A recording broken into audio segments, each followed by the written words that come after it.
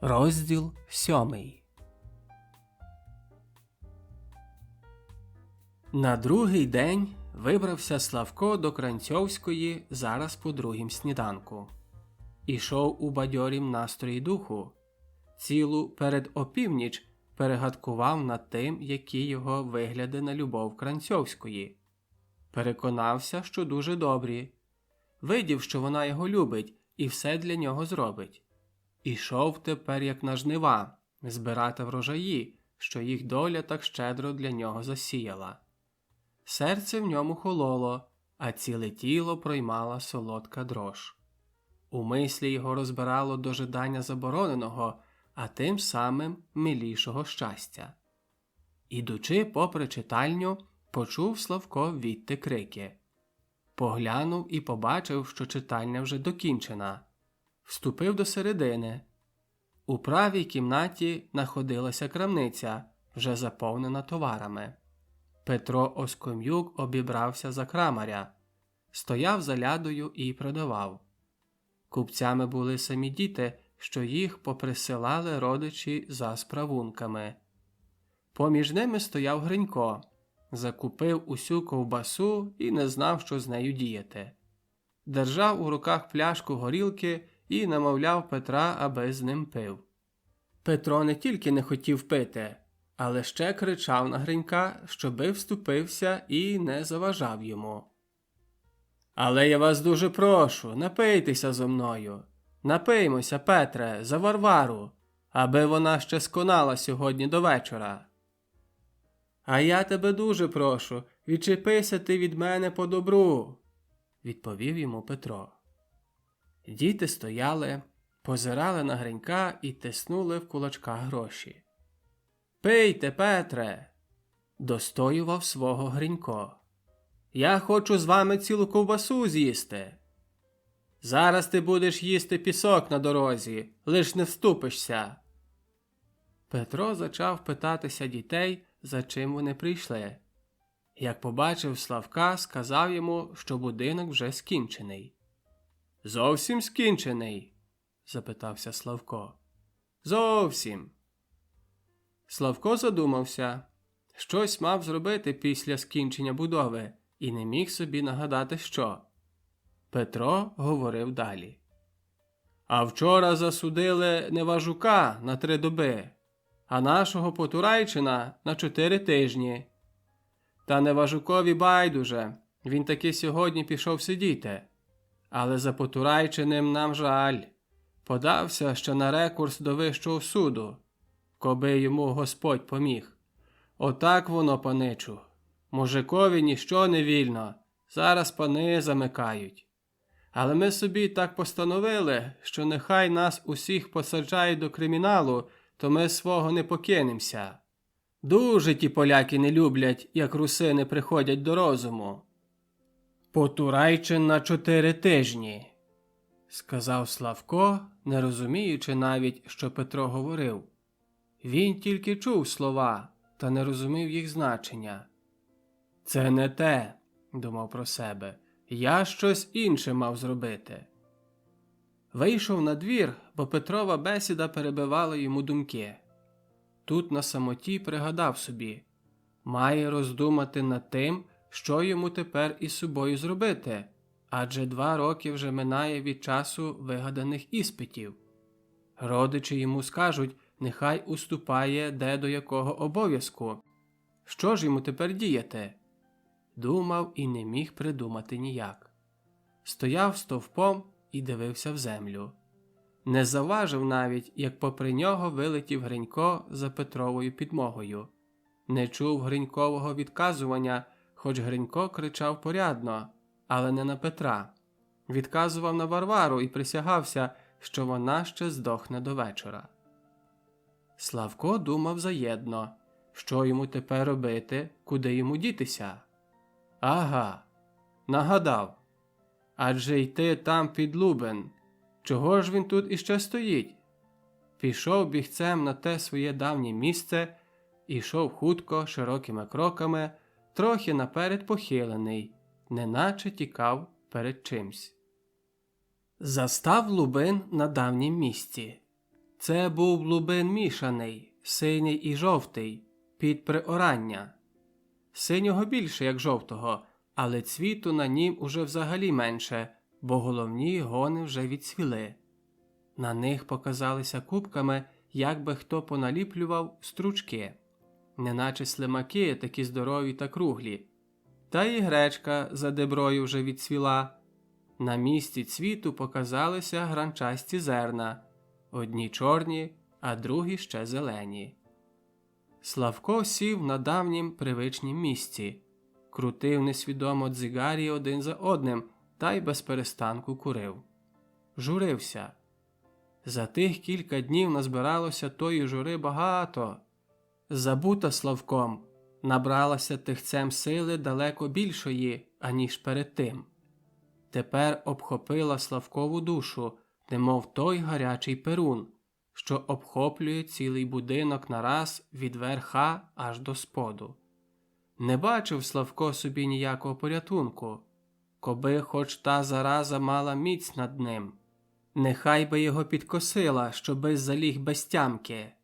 Нехай би його завела до шпиталю і там точила його доти, доки зовсім не розточить. Але й ця надія показується Славкові марна, бо він чує, що, мабуть, із нею не матиме потіхи. Не показалася ще досі, та, либонь, уже і не покажеться. Ще одинока розрада – спання. Тоді жура не має над ним сили. Коби хуче до обіду, ляже тоді горою. Почуває в своїм серці якесь тяжке оливо. Воно прив'яже його до ліжка ланцюгами і прожене ті муки від нього. Надбіг лорд, зовсім мокрий. Такий пес любить лізти у воду для прохолоди. Мабуть, знайшов якусь криничку в дебрі та й там і скупався. Лорд істріпався біля Славка, скропив його водою і ліг. Виставив із морди довгий язик і дихтів борзо. Дивлячись на нього, нагадав собі Славко Кранцьовську. Аж сам перед собою засоромився. Невже ж він міг припускати до своєї голови такі дурниці? Адже це смішно і подумати, що яка-небудь жінка та візьме його на вдержання. Правда, досі Кранцьовська, мабуть, його любить, але як довідається, хто він, то тим глибший буде в її очах його впадок, чим вище вона його цінила. Не почувався тепер Славко достойним ніякої жінки, опріч Варвари і на неї схожих. Не мав би вже відваги вказатися на очі Кранцьовській, а на яку-небудь любовну розмову з нею тепер би його язик і не повернувся. Отакі гадки зносили Славка, заки не пішов додому і не відігнав їх спанням. А Кранцьовська? Вона навіть не знала добре, до якого фаху лагодиться Славко. Хотіла його мати таким, яким він тепер був. Ждала на нього вчора і сьогодні. Вчора з полудня думала, що Славко чим-небудь та перешкоджений. Не була би нікому повірила, що Славко через спання не прийшов до неї. Адже вона не без радощів завважила, яким жаром він до неї горить. Сьогодні ж гадкувала собі, може, він ще не здужає. Адже він хоч уже мужчина, та в її очах хлопець зовсім невинний. Легко могло статися, що він із надмірної, незаспокоєної пристрасті трохи хворий. І веселість, і жура обхоплювали її душу та переміну з тої причини. Таке до знаку мала почування тоді, як завважила у своєї маленької дитини гарячку, що віщувала проколювання перших зубів. А Кранцьовська знала те знемагання з любовної пристрасті. Пригадує собі тепер дуже докладно. Була тоді ще дуже молода. Мешкала з родичами в місті Ікс. До них приходив іщаста медик. Вона його називала паном Ясем. Хотів з нею женитися.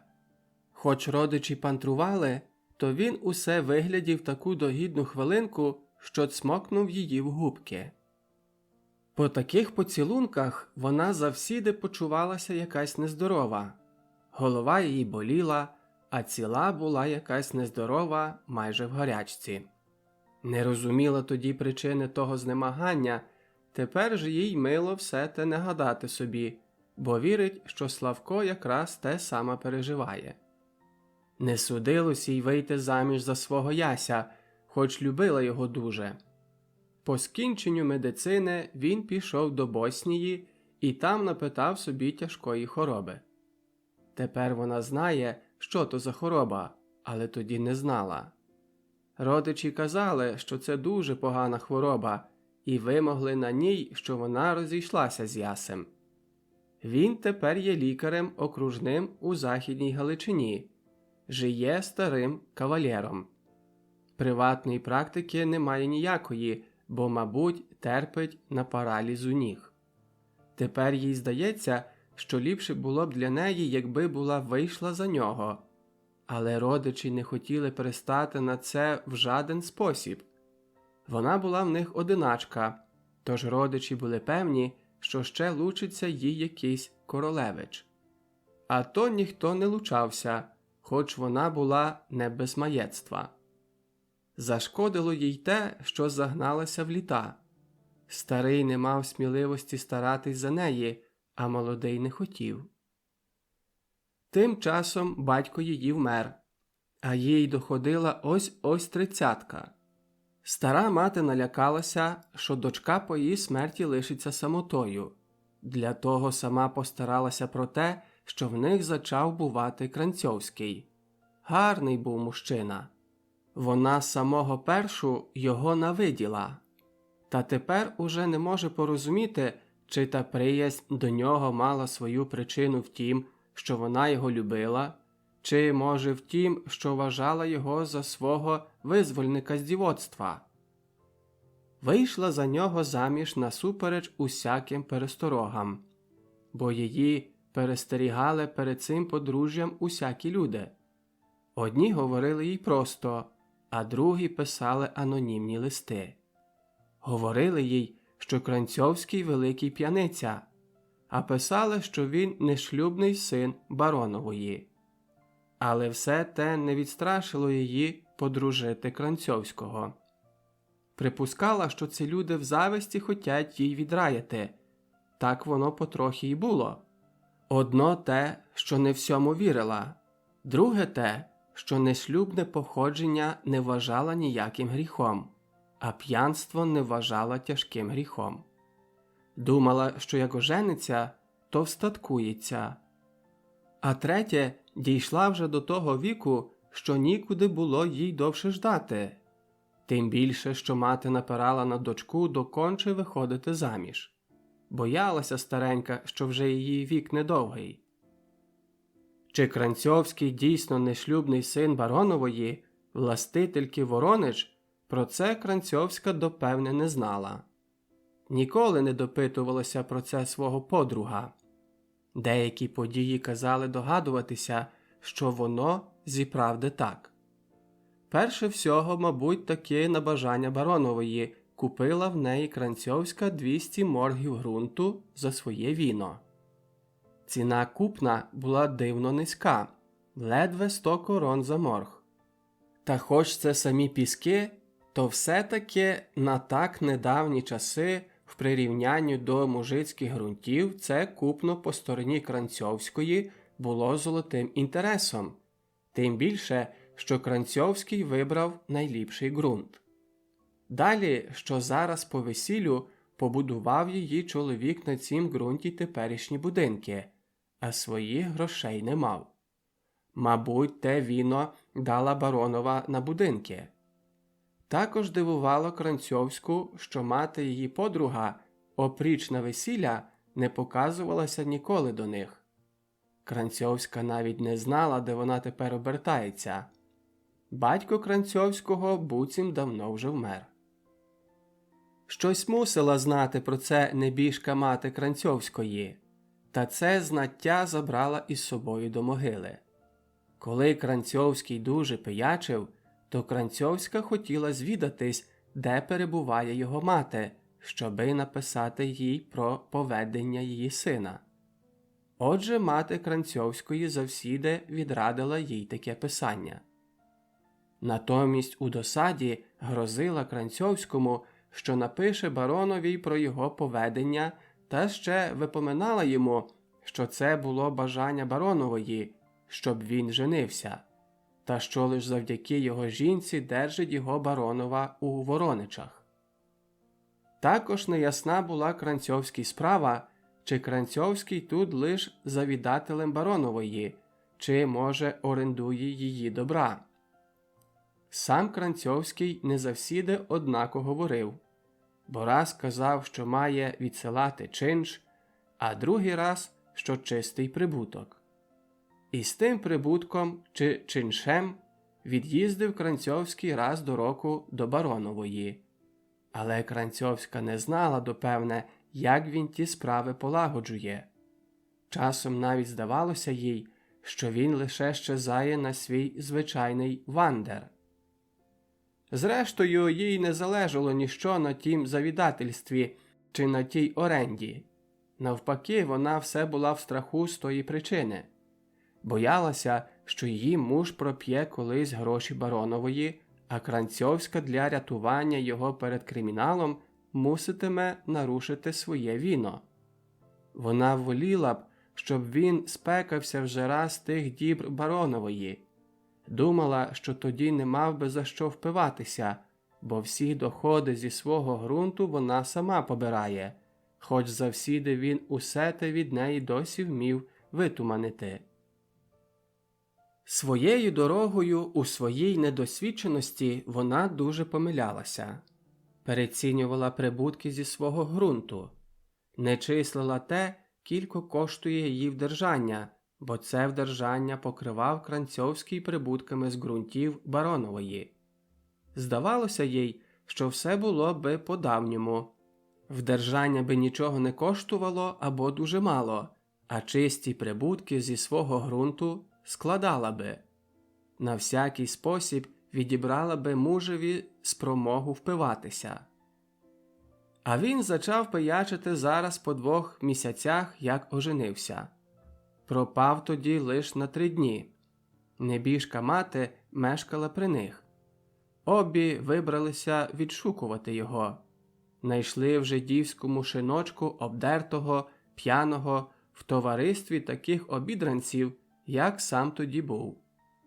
Послухав їх і вернув з ними додому. Взагалі, на першім році вертав з нею завсіди додому, кілька разів його відшукала. А на другім році вже тікав і ховався перед нею. Мусив свій час відпиячити. А той час чим далі, тим усе був довший. Зразу вистачала йому 3 днівка, потім тиждень, а останніми часами менше 2 тижнів не забавлявся.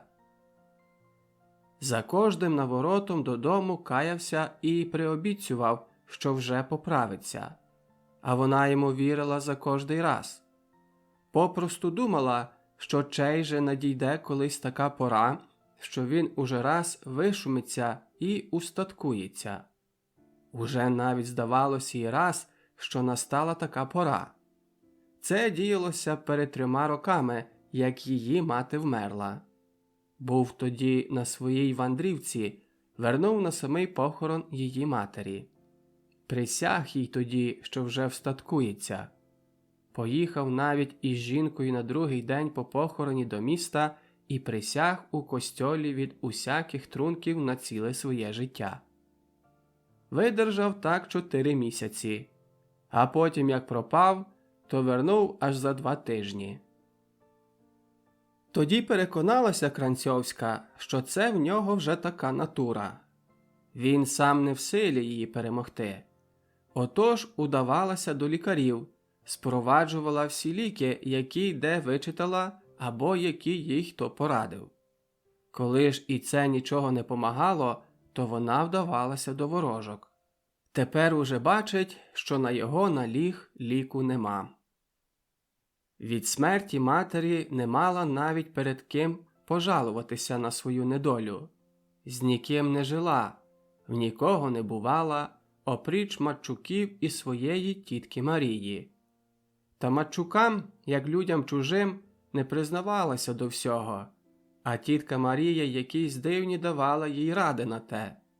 Вона була стара панна, але не з тих старих панів, засушених, набожних і ворожець мужчин. Навпаки, виглядала здорово і червоно, любила забавитися, особливо в мужеськім товаристві. Про неї ходили вістки, що вона ще й досі має свого старого коханка. Отож ця тітка раяла Кранцьовській, щоби і вона знайшла собі яку потіху, коли її подруг бавиться без неї. Кранцьовська на таку радість тільки сердилася. Думала, що ціці не штука таке говорити, бо вона не розуміє гризоти Кранцьовської. Якби вона мала діти і такого мужа, то, певне, відійшла би їй усяка охота до таких жартів. Тепер знайшла собі розраду в Славковій приязні. Як тільки його бачила, забувала про все своє горе. Якась дитиняча веселість закрадалася до її серця.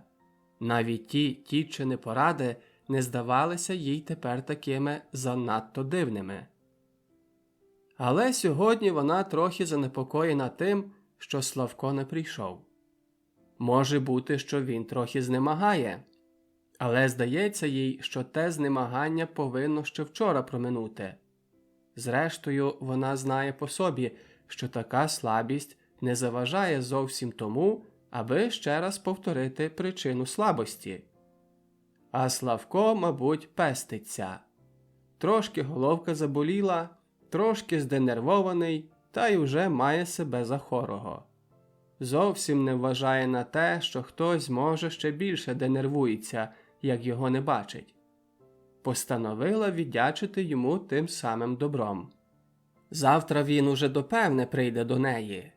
Отже, розчарується так само завтрашнім днем, як вона розчарувалася сьогоднішнім, бо вона не поїде завтра до міста. Має урудки, що залагодити може їх і пізніше. Отже, навмисне поїде завтра. На безпечне він буде їй за те докоряти. Тоді вона скаже йому, нехай він також засмакує трохи розлуки. Так як він один день, так вона мучилася 2 дні. А він не має ніякого оправдання, бо прецінь приобіцяв їй прийти. Для приятелів же треба слова додержувати. З такої причини поїхала Кранцьовська на другий день до міста. Рада була, що має Славка чим подрочити. Та Славкові і не снилося відвідувати Кранцьовську. Він зачав своє попереднє життя. Ходив під Лубен, ховався перед людьми, немов якийсь злочинець, і журився своєю давньою журою. На 3-й день не вдалося Славкові докінчити порпання ямки. Прийшов до панотця Сенько Грицишин і питався пазі за Славком. Пазя справила Сенька до саду. Привітом Сенька налякався Славко дуже. Так само, як тоді, коли пазя зловила його при порпанню ямки. Сенько переказував Славкові просьбу Кранцьовського. Він вернув уже з вандрівки ще вчора вечір. Ночував у Сенька. А тепер просить, щоби Славко доконче зараз прийшов до Сенька. Сенько так настоював на Славка, що Славко мусив піти. Пішов одягтися, бо був у полотнянці, без краватки. Сенько мешкав у тій групі хаток, що недалеко двора. Отже, не хотів іти дорогою попри читальню. Казав, що сюди задалеко. Він знає ближчу дорогу стежками. Як повів Славка тими стежками, то він аж язик вивалив із утоми, бо ті стежки крутилися дебрами і горбами, переходили через людські обори, забігали в ліс і губилися десь над річкою. Зате не скучно було йти, бо по дорозі прислухали розмову Іванихи з дочкою та й стрітили Грицька Кривого. Ішли краєм лісу попри Іванову хату і почули, що Іваниха картає свою дочку, Ганзю, що прийшла сьогодні до матері в гості. Сенько приостав, щоби послухати, та й Славко з ним. Вони ж обі стояли за хатою, обернені до лісу. Дочка висока, може, трохи вища від матері. Мабуть, через те, що дочка держалася просто, а мати трохи похилилася.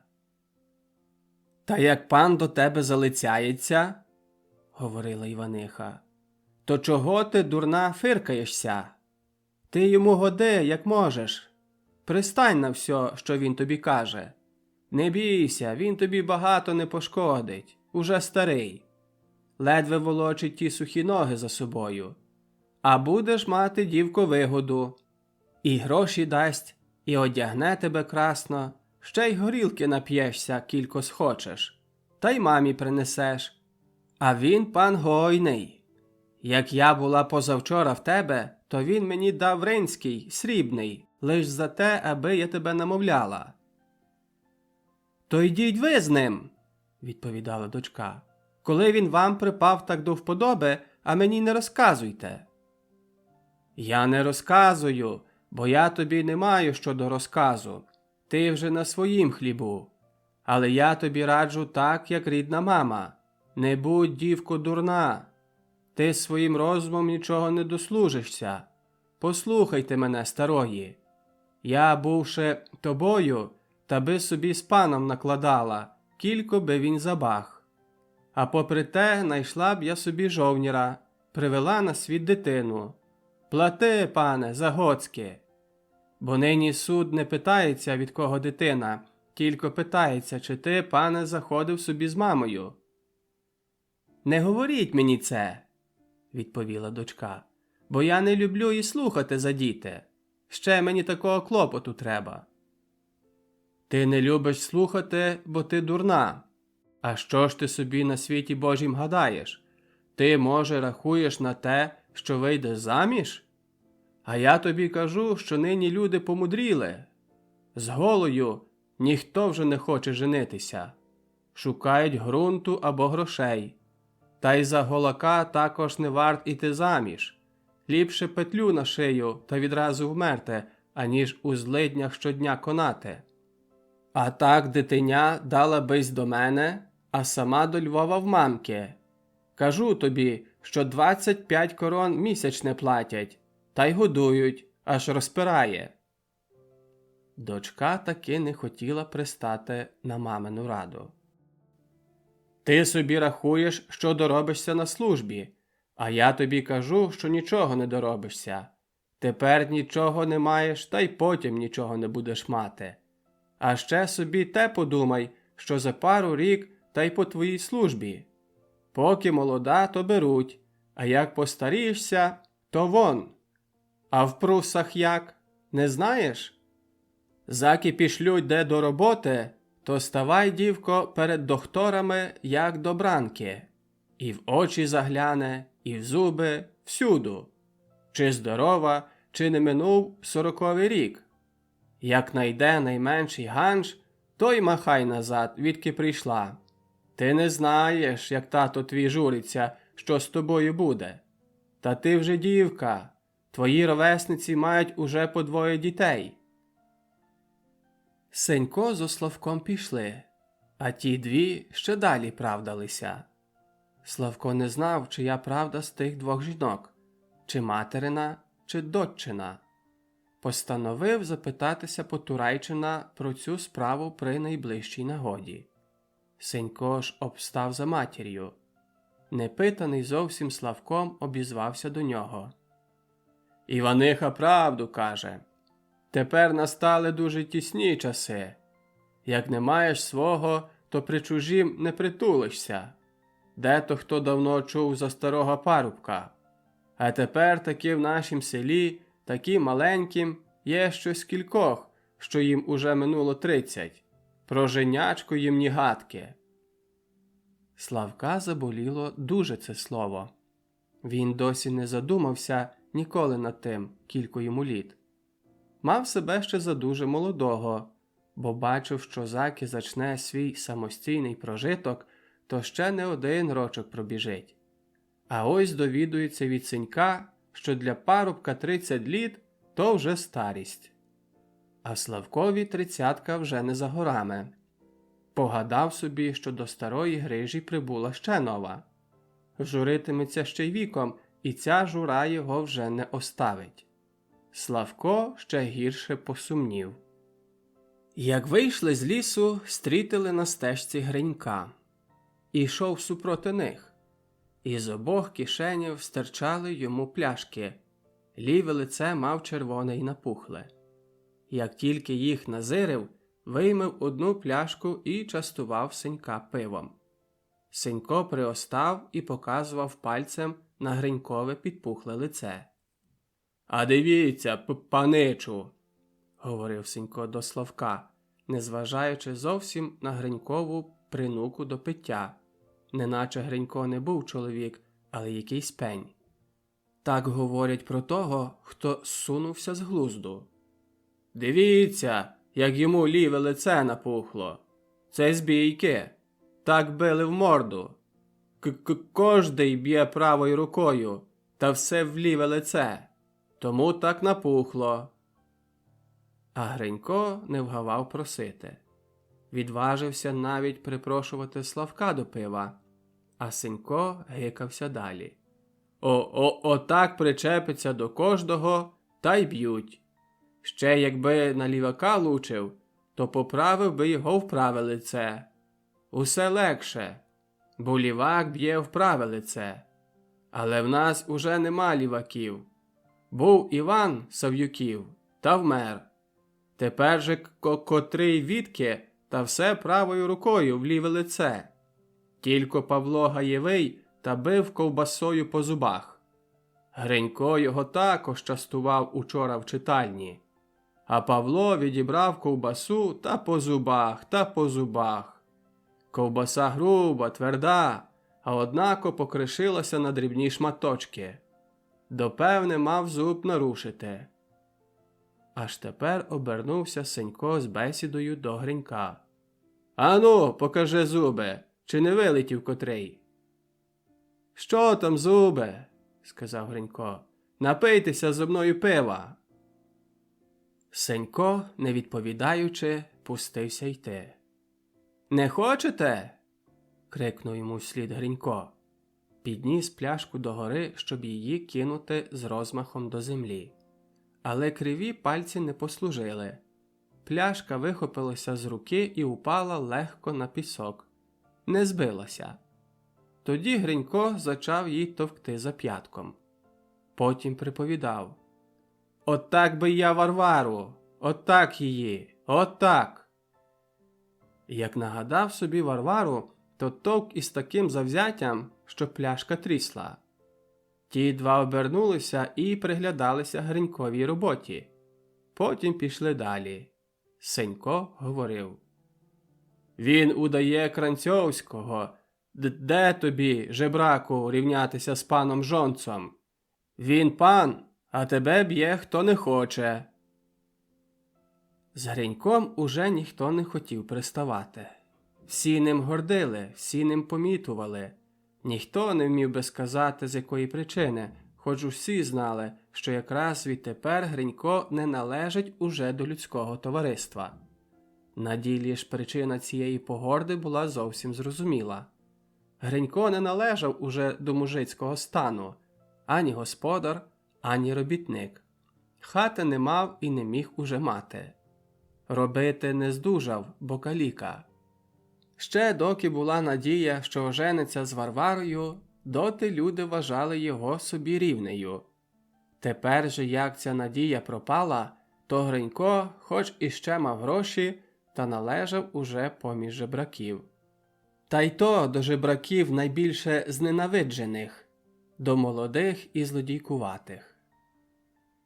«Він удає пана Жонцу», – сказав ще раз Сенько. «Учора зайшов собі до Івана Музики, приніс горілки, пиво, ковбасу та й «Грай мені», – каже до Івана. А Іван, не бійся, то такий також, що очима вздрить, то руками озьме. Їсть, п'є, гроші від нього туманить та й грає, доки ніхто не видить. А як сусіди дослухалися та й стали зазирати попід вікна, а він Гринька за обшивку та на двір. «Уступися, жебраку, не паскудь мені хати!» Та й дав йому на дорогу кілька поличників, бо не хотів із своєї охоти вступитися. Потім розказував Славкові про Кранцьовського, як він забавляється в Івана Музики, та й хвалився, що Кранцьовський дуже часто кінчить у Сенька свій вандер. Пані Жонцова все приходить до Сенька забирати свого подруга. «Дуже він добрий і порядний чоловік», – говорив Сенько. «Але йому щось пороблено. Як його якась біда причепиться, то водить світами». «Десь йому мусить бути тепер соромно», – сказав Славко. Боявся, що Кранцьовський перед ним стидатиметься за своє п'янство. З такої думки робилося Славкові дуже неприємно. Сенько подумав трохи. Не знав, що поставить у кращім світлі Кранцьовського – чи сором, чи байдужість. Вимірковував собі, що для пана краще стидатися п'янства, тому обізвався до Славка. Певне, що має йому бути соромно. Та же він баронової син, а то така паскуда з ним сталася цієї ночі. Пив квасне молоко без перестанку, так його палило всередині. А потім уснув такий зморений, а рано коло нього, вибачте за слово, так як коло малої дитини. Я мусив досвіта бігати ще пором до корчми, бо не міг витримати. Ще видко його час не минув. Ще перед самим порогом Сенькової хати вагувався Славко, чи йти йому доразу до середини, чи може заждати, аж Кранцьовський його сам закличе. Дуже було йому ніяково стрітися з Кранцьовським. Думав, що він так стидатиметься, що й не погляне на Славка. Але Сенько не дав йому дожидатися. Просив до середини. Славко, схилившись, щоби не вдаритися в одвірок, уступив несміливо до хати. Кранцьовський сидів на лаві за столом, а перед ним мала плескатенька пляшечка з ромом, трохи надпита, та й чарка. Волосся на голові побурене, вус один у долину, а другий стирчав догори. Видко було, що вночі приліг його до подушки. Червоні очі і неголене обличчя робили його вигляд якимось страшним. Устав, як побачив Славка, і досягав головою аж під сволок, бо хата на його зріст занизька. Заговорив до Славка захриплим голосом і здивував своєю мовою Славка не трохи, бо показалося з його мови, що він не тільки не стидається своєї вандрівки, але навпаки чваниться нею, уважає її за якийсь подвиг. Передовсім сміявся зо Славка, що Славко тоді так хутко втік від нього. Потім хвалився, що за час своєї вандрівки спав усього 2 ночі. Зрештою, лиш тільки мав спання, що трохи дрімав у корчмі за столом. Хвалився також тим, що дуже мало їв, а найбільше намагав напитками. За найбільшу ж свою заслугу вважав те, що пропив усі гроші, які мав при собі, а опріч того наробив ще чимало довгу. Капелюх, черевики і усю одежу мусив взяти на борг, бо давня була так знівечена, що викинув її до каналу. Дійсно, Славко завважив, що Кранцьовський уже не в тім безполім англезі, але в літній маринарковій одежі, що встиг її вже добре пом'яти, бо спав не роздягаючись. Розказував іще далі Кранцьовський, що теперішня вандрівка одна із слабших. Йому її перебили, тому він її не докінчив. Муситиме незабаром наново її відбувати. Давніші вандрівки були ліпші. Передторік пригадує собі, що на одній вандрівці та вийшов із дому в таку пору, що жито ще зеленіло та й стояло на пні. Як же вернув, то воно вже пожовкло та й геть вилягло. «Зовсім змінилась околиця», – сміявся Кранцьовський. «Тямиш, Сеньку?» А чому ж би я не тямив?» – образився Сенько. «Та ж пан Жонса тоді також ночували в мене». Жалувався Кранцьовський, що борода його свербить, бо не підголений. Коли ж Славко заявив готовність принести йому бритву, то він намість відповіді наляв собі чарочку рому, простяг трохи руку і показав Славкові. Рука з чаркою трусилась, аж ром вихлюпувався. «Видите, як делькотить?» – казав Кранцьовський. «То яке ж моє голення? Я би підрізався». Потім розповідав Славкові, яку має просьбу до нього. Просить його, щоби пішов до його пані і приготовив її на прихід Кранцьовського. Залежить йому передовсім на тім, щоби його жінка не думала зле про нього. Бо він учора довідався, що мав відгороджуватися своїй жінці тоді, як вона приїздила зо Славком до міста. Також довідався, що він мав пускати про жінку якісь сплетні. Отож він дає слово честі, що нічого з того не тямить. Та баби такі дивні люди, що чоловік, що ляпне по п'яному, то вони зараз роблять із того цілі історії. Він удається тепер до Славка із цілим довір'ям, що Славкові вдасться з'єднати собі його жінку. «Ви любите держатися бабської запаски», – сміявся зо Славка. «А такі мужчини мають послуху жінок.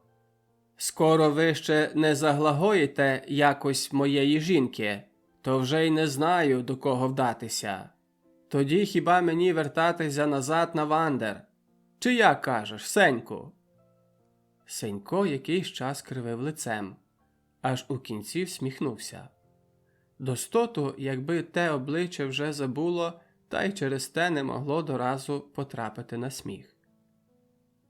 «Та хіба так?» Славко відмовився зробити Кранцьовському цю послугу. Казав, що справі не поможе, а радше зашкодить, бо він не вміє із жінками розмовляти. Славко таки не мав сміливості показатися на очі Кранцьовській. «Але ж саме така вдача, як ваша, припадає жінкам найбільше до вподоби», – говорив Кранцьовський. «Ви скажіть лиш кілька слів, решту вона собі сама доповість. Уже як я вас прошу зробити мені цю вигоду, то знаю для чого, адже…»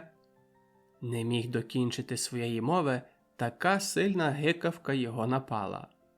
Пожовк і дрижав на цілім тілі. Потім сів, ухопив із поспіхом чарку з ромом і випив. Не діждався полегші від одної, налив другу. Рука трусилася, а ром виливався на стіл. Випив другу, трохи полегшало. Забув, що мав Славкові сказати, зате говорив до Сенька. «Замало одної плящини, мусиш скочити ще по одну. Мені треба цілий день нині потрошки попивати». «Як треба, то нічого не поможе», – сказав Сенько. Кранцьовський не переставав просити Славка. Вже не вимагав від нього нічого більше, як тільки щоби повідомив його жінку про його поворот із вандрівки. До просьби Кранцьовського прилучився і Сенько. Намовляв Славка зробити Кранцьовському цю прислугу. Славкові здавалося спочатку, що ніяким світом не згодиться піти до Кранцьовської.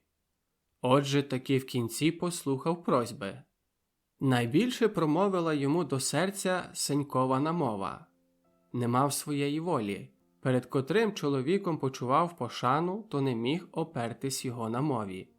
А від часу будови читальні почував пошану до всіх вороницьких мужиків. І ще не розумів, для чого саме, але вважав їх ліпшими від себе. Вже злагодився йти, коли прийшло йому на думку, що це ще зарано. Ніколи так рано не ходив до Кранцьовської, через те не мав відваги в непривичній порі показуватися до неї. Пішов би, але в 11 годині, а тепер лиш 8:30. Кранцьовському ж залежало на тім, щоби зараз. «Але ж не бійтеся!» – переконував Славка. «Не застанете моєї жінки в негліжу. Вона встає в літі, особливо ж як мене нема дома, найпізніше в 6 годині рано. Тепер буде в кухні, а ви зайдете з другого боку, від веранди». Ще більшого заходу треба було, аніж перше, щоби спонукати Славка піти зараз, негайно, до Кранцьовської. Його лякала дуже непривична пора відвідин. Мав таке почування, неначе в незвичайній порі всі мешканці і сам дім Кранцьовської та стаються якимись зовсім інакшими, йому незнаними. Врешті вдалося Сенькові намовити його. Пішов, але лишень через брак волі опертися на мові. На ділі ж усе-таки лякався непривичної пори. Дивувався дорогою споведення Кранцьовського. Надіявся застати його засоромленого, а тим часом застав його зовсім удоволеного собою. Славко не міг собі це пояснити, але потім надумався.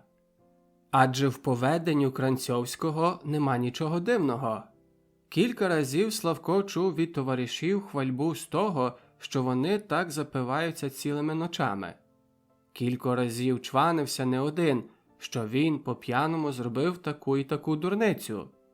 А навіть його швагір, отець Радович, інакшої розмови з ним немає, як тільки про свої подвиги в нетверезім стані. Чим же різниця Кранцьовський від них усіх? Хіба тим, що більше пропиває?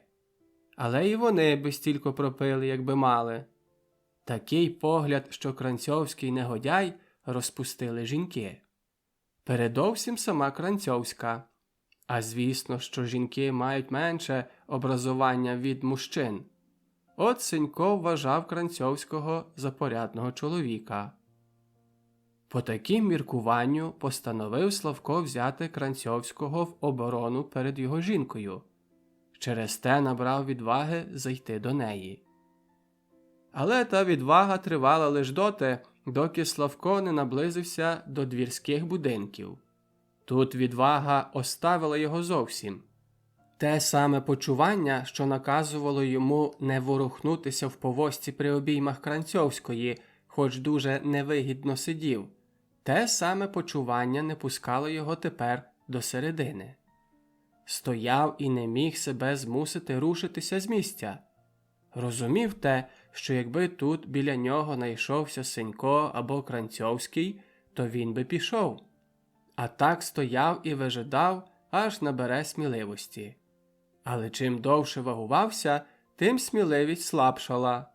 До знаку, як той боягуз, що тікає зо страху. Чим худше і довше біжить, тим більшого собі страху нагонить.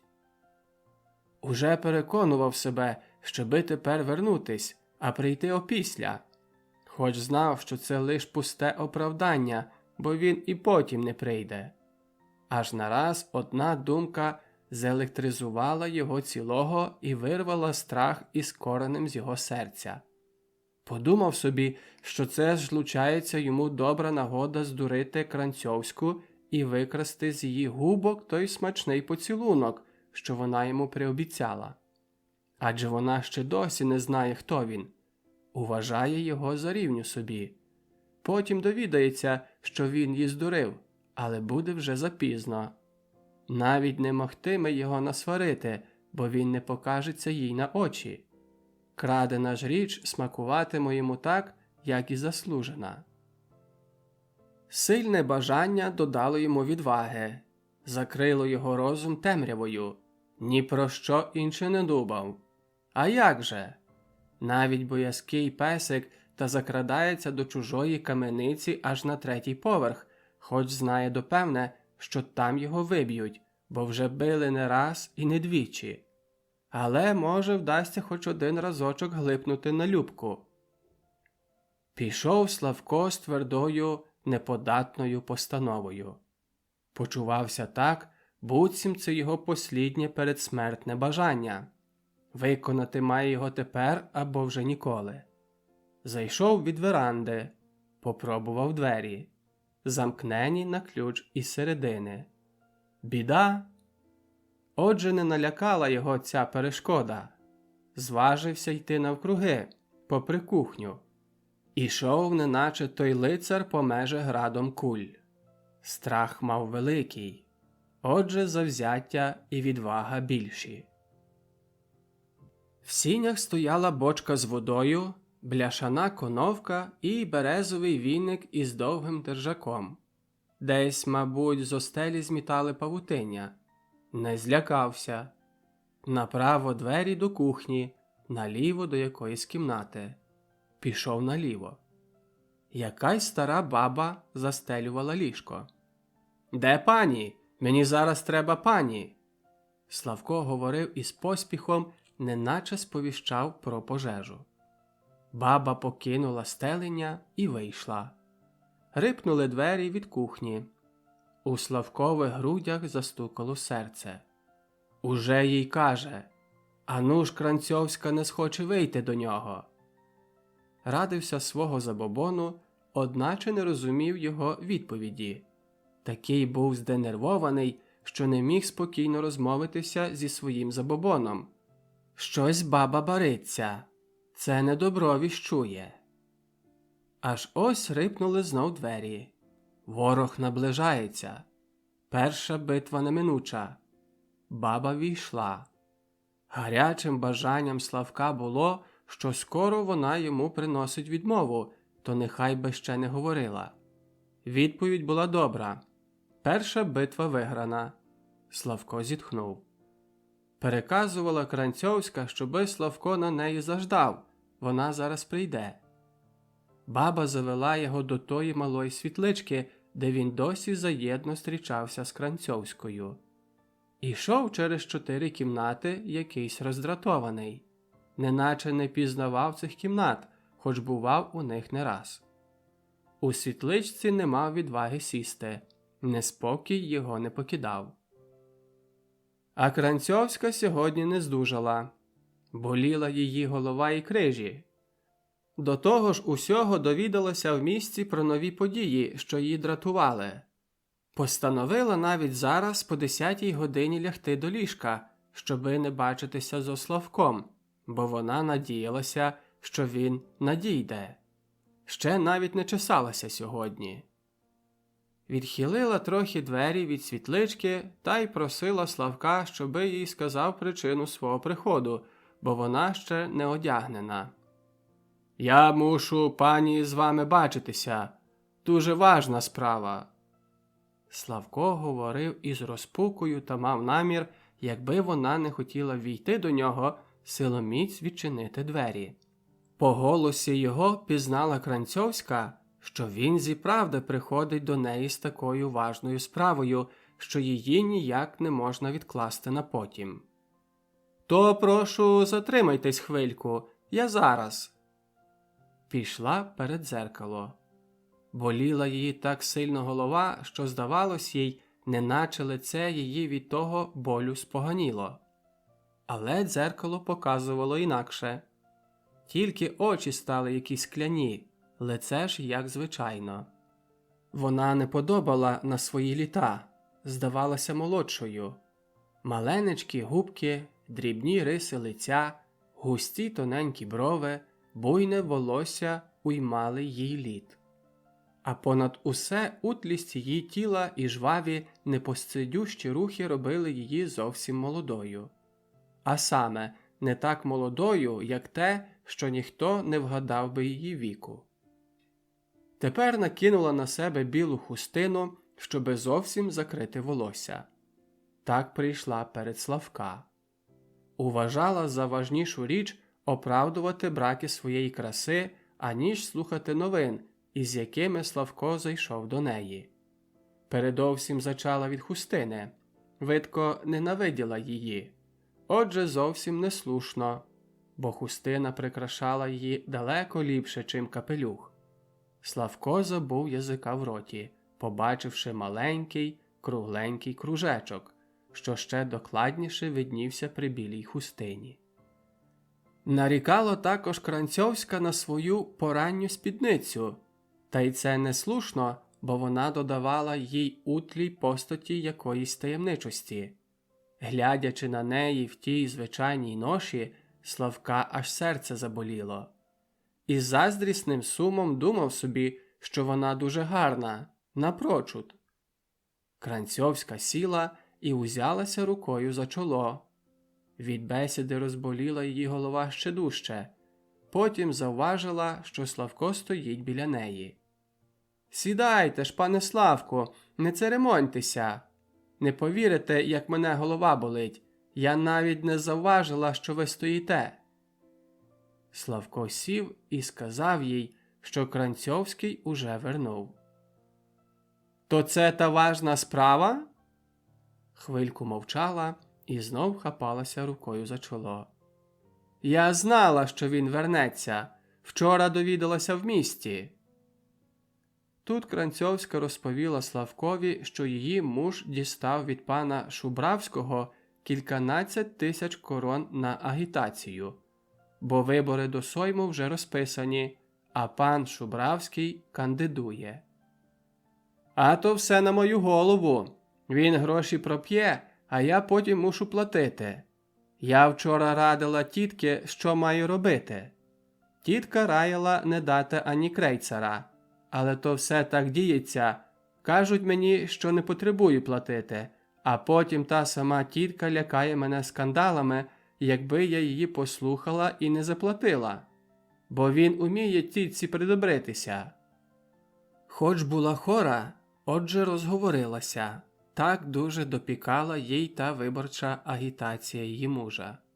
Може бути, що він ці гроші не пропустить, але зате матиме нагоду зараз по виборах завдати собі новий вандер, а кошти цієї прогулки вже вона заплатить.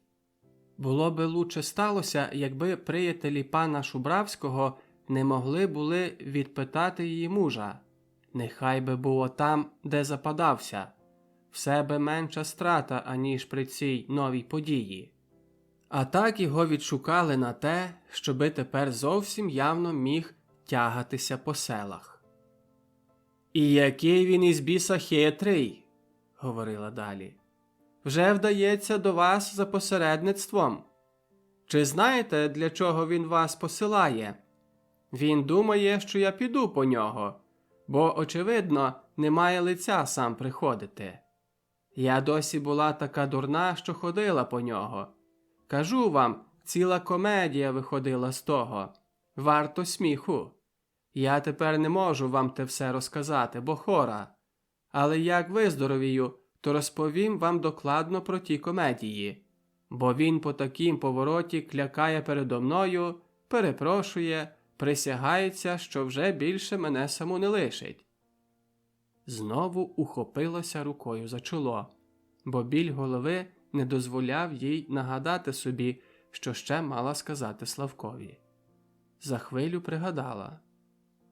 «Він прислав вас, а не кого іншого, бо ніхто вже в селі не важиться йти до мене з таким посольством, бо я кожного сварю, а він до вас удався. Хитрий. Але я вже навчилася хитрості. Не піду, щоби мав там сконати. Яким лицем вийшов із хати, нехай таким входить. Я вас прошу, щобисте йому це сказали. А ще ліпше зробите, як зовсім не покажетеся йому на очі. Це буде для вас ліпше. Бо він, як унадиться, то приходитиме до вас після вандрівок на ніч». Славко вважав, що тепер уже надійшов слушний час сказати Кранцьовській своє бажання. Заки вона до нього надійшла, склав собі був цілу фразу на цю тему. Одначе тепер не міг зважитися цю фразу їй повторити. Обізвався тільки несміливо. «А я би просив ту обіцянку». Вона силувалась усміхнутися, та скривила лишень болюче своє лице, але на сміх не спромоглася. «Тямлю дуже добре, пане Славку, але мусите мені цей раз вибачити. Хіба ж не видите, яка я хора? Зневіра і розпука обгорнули його душу. Думав, якими словами нап'ятнувати таке її поступування. Врешті сказав: «Я догадувався, що ви, пані, відложите знов на завтра». Вона ж йому хутко відповіла: «Але ж, пане Славку, не будьте дитина. Чи ви не розумієте, що то значить слабість?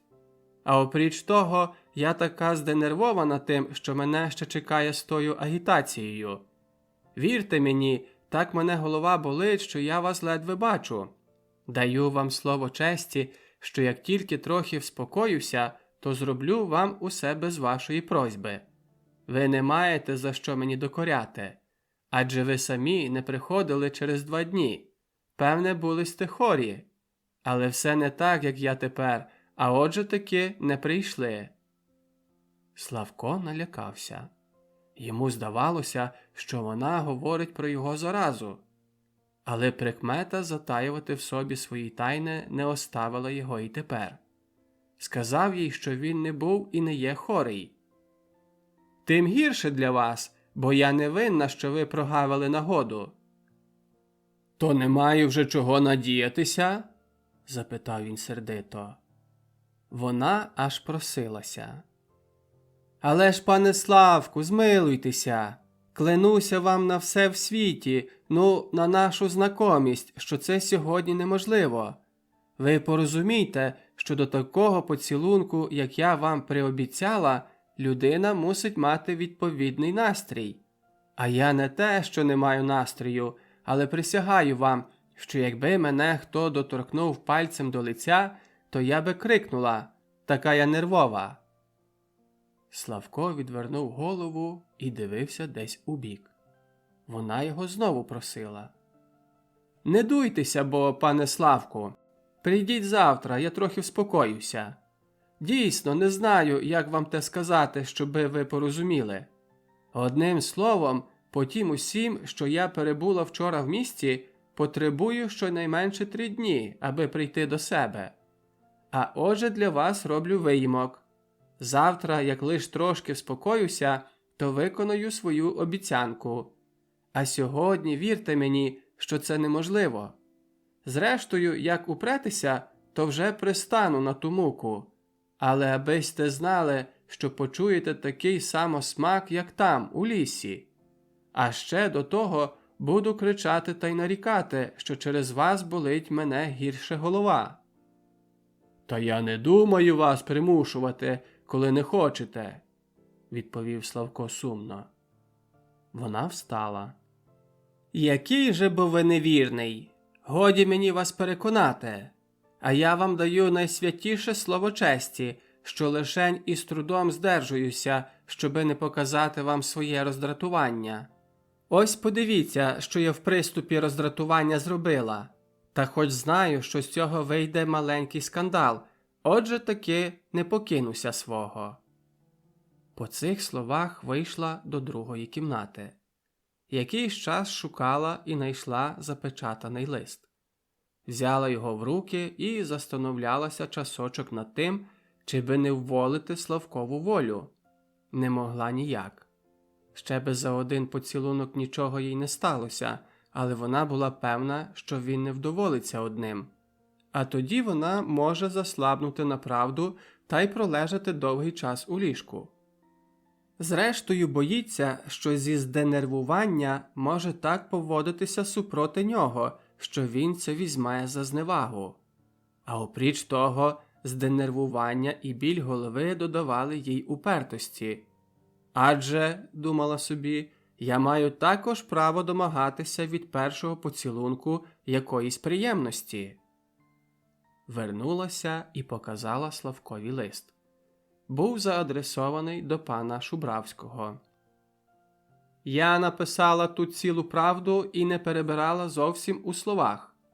Скоро пан Шубравський так забаг бути послом, то нехай сам іде людей розпивати та перекуплювати.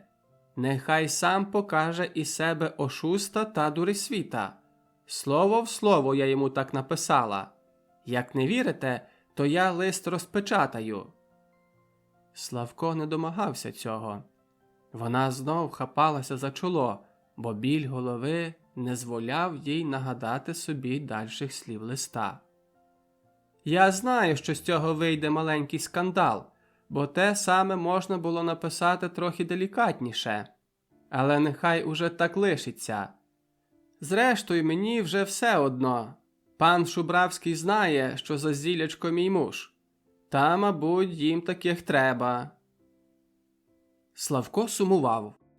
Навіть не застановлявся над її словами. Тільки відчував розпуку, що вона не хоче вволити його волі. Вона ж була зденервована, тож його сум не м'якшив її серце, а радше дратував її. Більше з привички, як зо щирості, просила його, щоби не гнівався. «Не хочете мене розуміти, пане Славку? А я вам кажу щиру правду, що зараз лягаю до ліжка, така я хора». Він вийшов, не слухаючи її запросин, щоби навідався до неї завтра. З мужейської вдачі задержав Славко ненарушену одну прикмету, що в таких справах не хотів розуміти ніяких реченців. Така забаганка має бути йому виконана зараз, негайно. Ішов, неначе вибитий. Розмірковував собі, що це все не для нього. Не дивувала його зовсім відмова Кранцьовської. Мав таке переконання, що це заслужена для нього річ.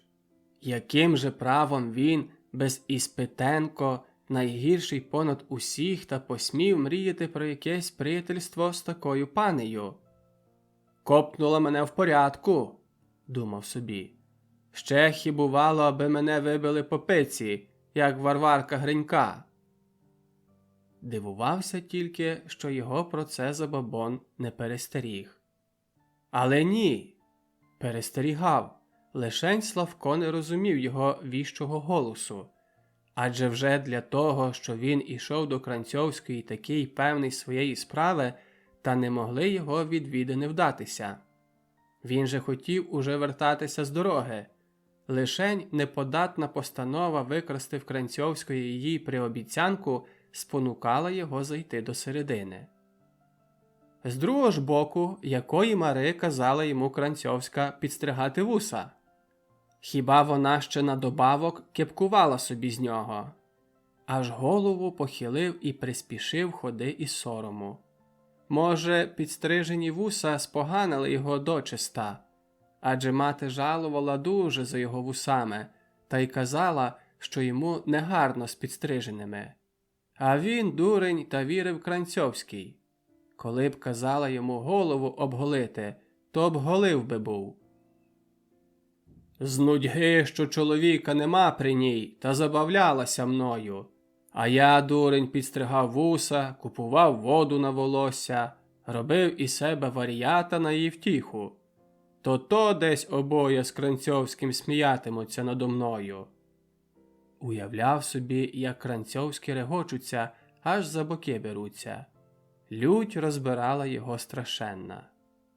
«Ах ти, шельмо!» – сказав до себе вголос. Тепер розумів Гринька дуже добре. Можна жінку любити, а разом із тим ненавидіти з цілої душі. Уже перед тим не раз сердився на Кранцьовську. Але та сердитість обхоплювала його мимохідь, без наміру.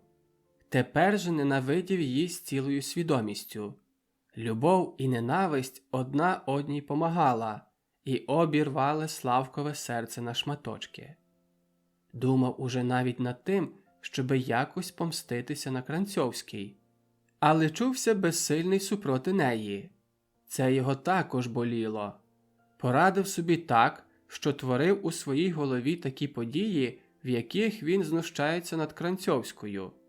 Фантазував собі дуже немилі ситуації для неї, та ще й приповідав їй: «Оце тобі за те, що так мене обдурила».